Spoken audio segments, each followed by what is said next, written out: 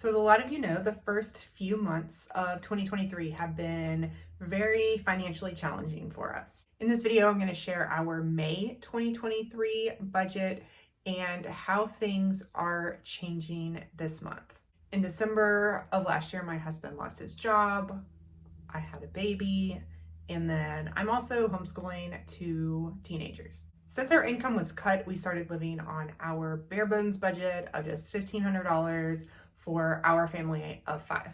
We've been living on this bare minimum for several months and have cut all of our non-essential spending, at least until we can get our income back up. I have been sharing how we've been living off of this extremely low budget, which I will link those videos down below in case you haven't seen them. Every month, I like to create a few financial goals that I am trying to meet for the upcoming month. It's really important to make financial goals so that you can always be improving.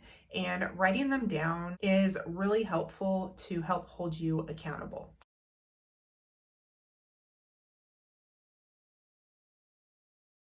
So the first goal was to help to decrease our spending, and it was to switch our phones to Mint Mobile. I did make that switch at the very beginning of the month, and it ended up cutting our phone bill in half. We ended up absolutely loving Mint. One of the main concerns I had is whether or not I was going to get good service. So we live in a pretty populated area of Florida, so I wasn't really concerned about where we currently are.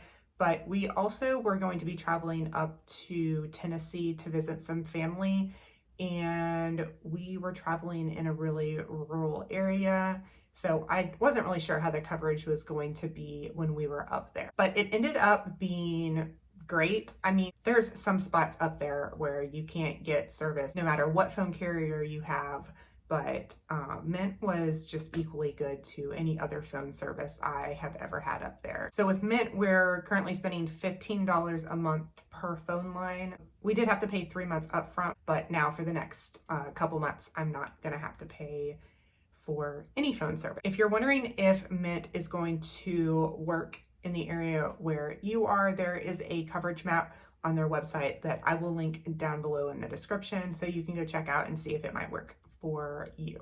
My next two goals have to do with increasing my income, and the first goal I had was to post 2 videos a week on YouTube. And for this goal, I just want to say thank you so much for everyone who's watching my videos, liking, commenting, subscribing, sending super thanks. Because of that, I have made way more money on YouTube than I ever thought that I would. It's almost enough to cover all of our monthly bills. So I'm really motivated to keep going and keep posting content. So you can let me know in the comments below if you guys have any video requests. My goal was to do 2 videos a week, which I didn't get to, but that is my goal for this upcoming month also, is to do 2 videos a week. And last month I went out of town for a week, so it was kind of challenging. Our next goal was to make at least $2,000 on Instacart, which we did meet that goal. My husband was really focusing on doing Instacart since I was doing YouTube, and he was able to meet that goal, and that got all of our bills paid plus a little extra. Instacart is really a great and flexible way to make extra money if you ever need it, whether it be a full-time income or just like a side hustle. We've been really thankful to have Instacart. It's something we've been doing for the last couple years, and just to have that backup in case we need it was really comforting. Before, we were kind of using it to make extra money, but the last few months we've been using it as our main source of income. So here are our goals for May of 2023. The first one is to make $1,500 on Instacart. And that dropped down a little bit from last month because I am making some money from YouTube, and my husband is going to be putting more of his time into doing some home renovation projects, which I'll talk about in a second. My next goal is to post 2 videos a week on YouTube. And then the third goal is going to be to unpause the home renovation projects that we've been working on. Before my husband lost his job, we were working on renovating our house. We were in the middle of renovating our kitchen, our master bathroom, and just a whole bunch of little things all over the house. We had to pause all of those renovations when we went on our bare bones budget after my husband lost his job. And so things have kind of just been sitting in a half renovated state, which has been, inconvenient. We were able to make everything functional, but it just, obviously is not an ideal way to live. Now that our income is starting to increase, we are really going to throw all of our extra money into finishing up some of these home renovation projects. Our goal this month is to really focus on our kitchen because that's really the most used space in our house. Renovating our home is one of the main ways that we invest in our finances. It has been a major way that we have increased our wealth without having to work a 9-to-5 job. We bought our current home for $150,000 in 2020. We knew that we were going to have to do some renovation work to it. My goal is always to find like an ugly house and then also a house that's in a really good area. We've been living here for almost 3 years, and by the time we get done with all of our renovations, we'll have put probably about $30,000 into our house. And our home, once all of our planned renovations are complete, will be worth about $300,000. I plan on doing a video in the future sharing all of the renovation work that we have done to our current house to help increase its value. We are not experts. We don't have a background in construction. We are just doing mainly what we've learned on YouTube. And then the next goal is going to be to decrease our internet cost. A couple of you guys have actually mentioned that we should apply for the Affordable Connectivity Program that helps cover internet costs. So my goal this month is going to be to apply for that because I do think that we qualify. The program provides a discount of up to $30 for your monthly internet service, and then also $100 for certain like laptops and tablets. In order to qualify, you need to be at or under 200% of the federal poverty level or qualify for a government program like Medicaid, food stamps, WIC, or numerous other programs. For a single person, that puts you at making $29,000 a year, or for a family of 4, it would be $60,000 a year. And I will post a link to that down below if you think maybe you might qualify and want to apply for that also.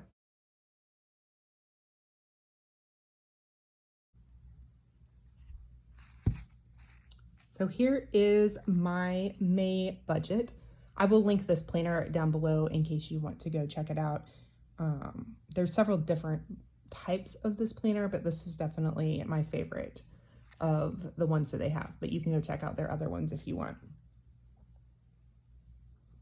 So every month I just fill out this calendar and then also have like these upcoming bills and expenses like listed out, and then savings, your income. This month is a little bit different than usual just because there's an extra week. So I have 5 weeks for like groceries, gas, and household items. However, because I paid our phone bill for Mint for like 3 months, I don't have a phone bill this month. So that kind of ends up making up for it. And every month I also have some sinking funds that go into savings, property taxes, car maintenance, clothing, education, and our Prime membership. So like I have a total of $177 that has to go into savings for those categories. Those are still like, that's my bare minimum. Property taxes and Prime, we pay yearly. And then these other 3 categories are just kind of random throughout the year as needed. Prime is the only streaming service that we have, and it'll probably continue to be the only streaming service we have. It is a very efficient one because we also get free shipping. We get a free audiobook every month. So we've gotten rid of Netflix and Disney Plus and everything. Because we pay a yearly fee, it ends up being $12 a month that goes into savings. But if you pay a monthly membership, it's $14.99 a month. But if you qualify for food stamps, then it's only $6.99 a month. And then there's also a special student discount, which I'm not sure exactly what it is, but it's around $6.99 also.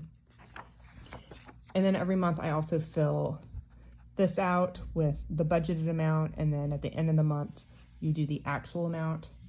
So we are planning our bills total $1,526, and then we plan on spending $1,500 on our kitchen renovation. So it brings our total budget this month to just over $3,000. And then at the end of the month, I will fill out this monthly budget review. I haven't actually done it for April yet because the month has not ended yet, but at the end of the month, I go through and fill all this out. This is what it looked like in March. I've already shared this in my last video, but in case you didn't see that, I just like color code all of this and then fill out this wheel so I kind of have a visual of how much I've spent in each category. And then you kind of just go through and you can answer these questions about your goals, whether or not you met your goals or not for the month. And it just really helps me to stay on track. And then also with this planner, I just wanted to show you, it also comes with these cash envelopes that you can use. I don't use cash envelopes. I actually don't pay with cash, which might be a topic for another video, but I don't like cash envelopes, so I don't use those. But they do have all these stickers that you can use in the planner. And then it also comes with like directions on how to use it. Even when you're financially struggling, or really especially if you're financially struggling, it is vital to create and focus on some goals. By setting goals, you create a plan to rebuild your life, which gives you a sense of control and can really decrease your stress. I think it's really important for everyone to have a bare bones budget created, to know what your minimum spending would be if an emergency ever came up and your income decreased. This will give you the peace of having a plan in place, and also it'll let you know how much you need to have in savings to cover expenses for a few months. You can check out this video here on how to create a bare bones budget. Let me know in the comments below what your goals are this month. And as always, thank you guys so much for watching.